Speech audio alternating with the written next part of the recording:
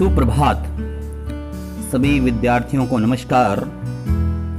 पिछली कक्षाओं में हमने विभिन्न विषयों के बारे में पढ़ा और आज करने जा रहे हैं हम नया विषय राग वर्गीकरण के बारे में और थाट वर्गीकरण के बारे में पढ़ेंगे।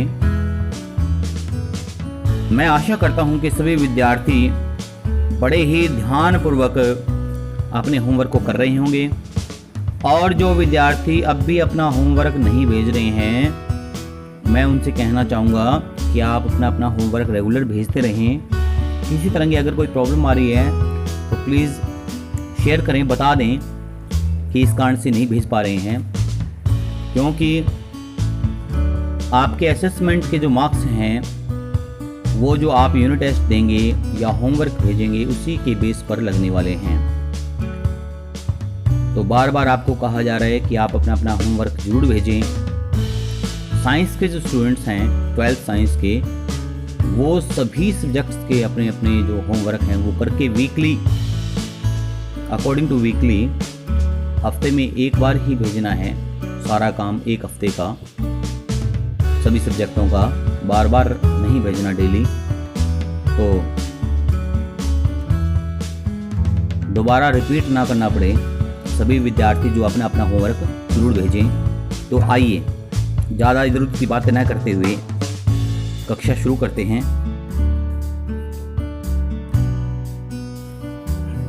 डियर स्टूडेंट्स, पिछली कक्षा में हमने राग वर्गीकरण किया था।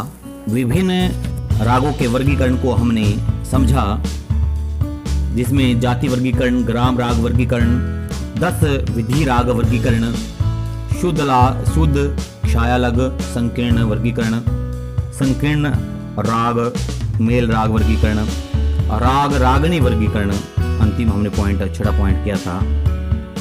और उसी कड़ी के अंदर उसी क्वेश्चन को अगले भाग को पढ़ने जा रहे हैं।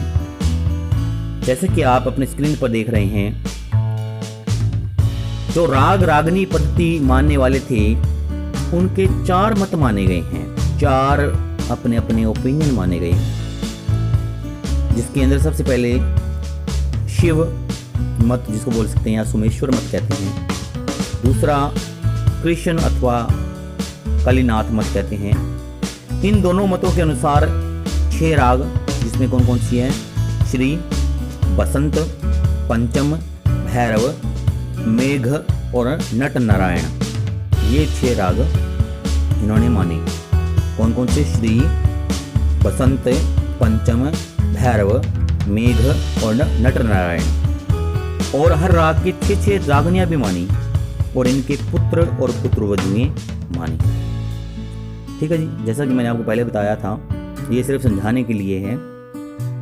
फिर अगले पॉइंट में बात कर रहे हैं भरत मत के अनुसार, और नंबर 4 पे है हनुमंत मत। अब ये 4 मत हो गए। पहले 2 मत कौन से थे? सोमेश्वर मत, फिर कृष्ण मत अर्थात कलिनाथ मत, और उसके बाद तीसरा मत है भरत मत और चौथा मत है हनुमंत मत। इन दोनों मतों के अनुसार 6 राग हैं। कौन कौन से? भैरव, मालकोंच, हिंडोल, दीपक, श्री और मेघ माने। अपने अपने मत अनुसार माने इन्होंने।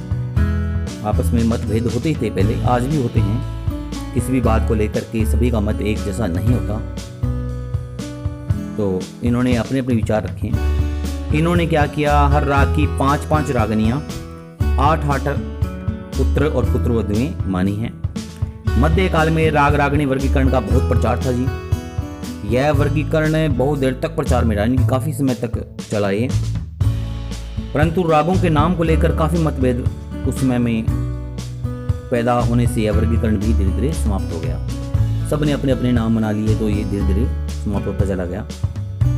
अगले मत में हम बात करेंगे मुख्य जो 4 मत थे राग रागनी पद्धति को मानने वाले। जो अगला मत है उसके अनुसार राग वर्गीकरण के बारे में बात करते हैं, वो है मोहम्मद रजा मत। तो जैसा कि आप स्क्रीन पर देख रहे हैं, सबसे पहले मोहम्मद रजा ने सन 1813 में अपनी पुस्तक नगमाते आसफी में चारों मतों की आलोचना की जो ऊपर 4 मत हमने पढ़े, और राग रागनी पद्धति को भी अवैज्ञानिक बताया।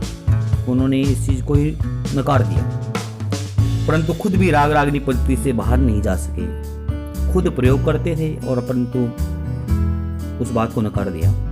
ऐसा दुनिया में होता है, लोग अपने आप को बड़ा बताने के लिए कुछ कर सकते हैं। काफी थाट को शुद्ध न मानते हुए बिलावल थाट को उन्होंने शुद्ध थाट माना। राग रागनियों के स्वरों में समानता के आधार पर हनुमंत मत से मिलते जुलते 6 राग और 30 रागनियों की नई पद्धति की रचना की। पहले जो आलोचना कर रहे थे वो ही 6 राग और 30 रागनियां उनकी मानते हैं। यह पद्धति कुछ समय तक ही प्रचार में रही, यानी कि ज़्यादा नहीं चली। मोहम्मद रजा का मत था ये। अगला जो पार्ट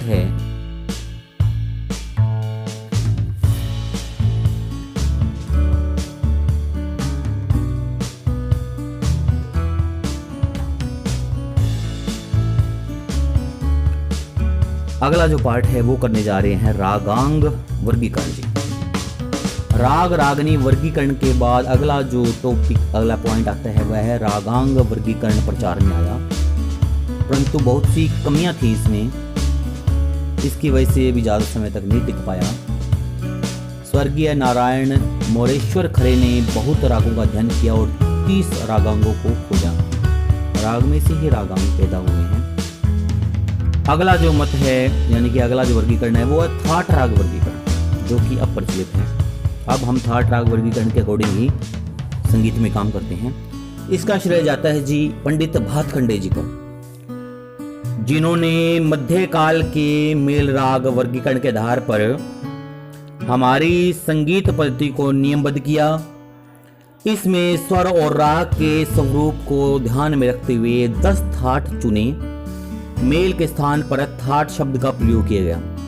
मेल के स्थान पर थाट शब्द, पहले मेल बोलते थे उसी को, जैसे आपको पता है थाट का दूसरा नाम मेल है।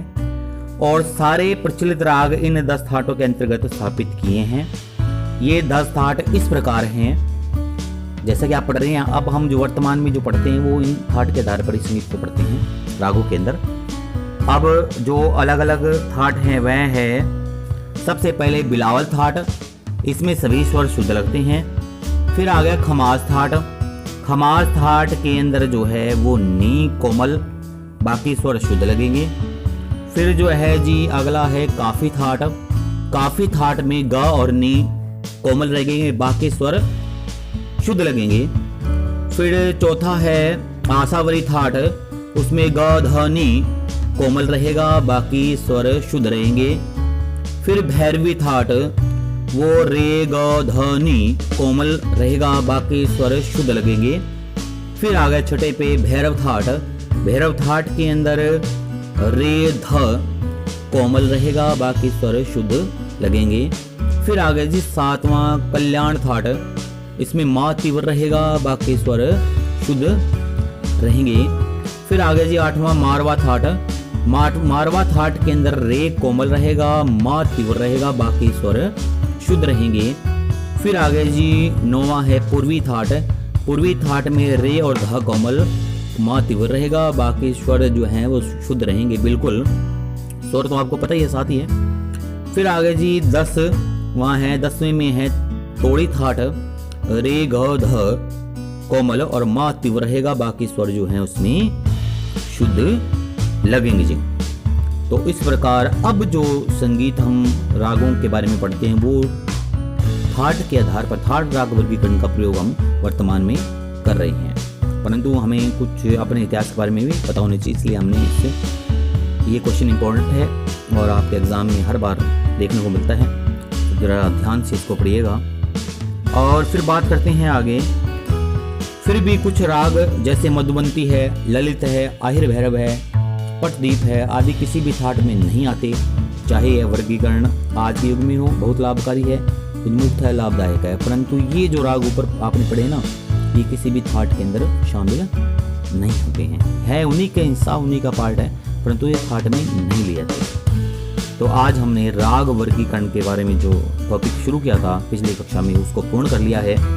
सभी बच्चों से आशा करता हूँ कि बड़े ध्यानपूर्वक क्वेश्चन को पढ़ेंगे और अपना अपना होमवर्क पूर्ण ढंग से, अच्छे ढंग से करेंगे। और सेंड करते रहें। वीकली, डेली भेजने की आवश्यकता नहीं है और किसी प्रकार के होमवर्क में कोताही न बरतें, क्योंकि आपके असेसमेंट के जो मार्क्स हैं वो आपके इन्हीं बेस पर लगने वाले हैं। तो आज की कक्षा में केवल इतना ही। धन्यवाद जी।